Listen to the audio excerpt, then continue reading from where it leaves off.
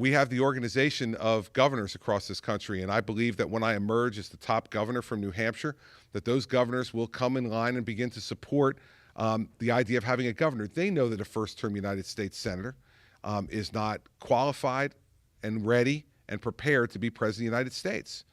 And all you need to do is look at the conduct of Senator Rubio's campaign, and you know he's not ready.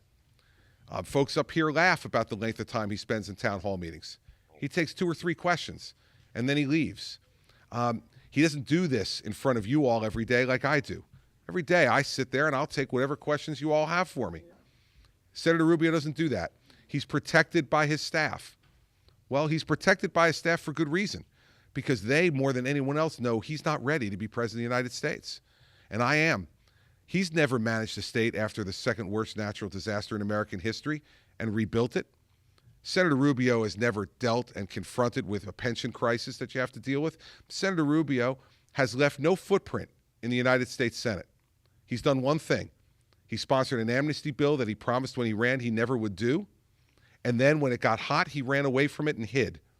And he's been hiding ever since on that issue. So the fact is that for the folks in Florida, it's going to be refreshing when I get there in March. They recognize me. They know who I am. They knew I was down there a dozen times last year for Governor Rick Scott to help his reelection. And they will actually be refreshed to see someone who actually is accomplishing something, offering themselves for President of the United States, and not just the same speech that's been given for the last 6 years. There's nothing more important than can you do the job. We've watched that for 7 years now. We elected a first-term United States Senator 7 years ago, and Republicans have watched as he has made our government a train wreck.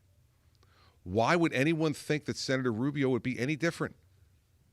Because of his experience in the United States Senate, where he's been for 5 years, and 2 of those years he's been running for president of the United States?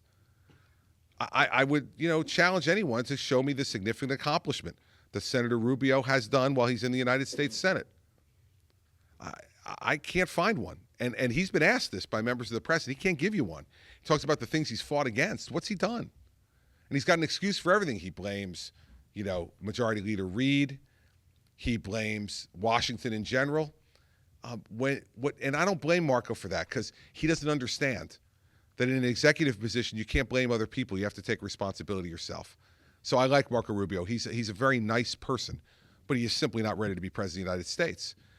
And so there is no bigger issue than who can do the job. And the evidence of that is watching Barack Obama fumble the job for the last 7 years.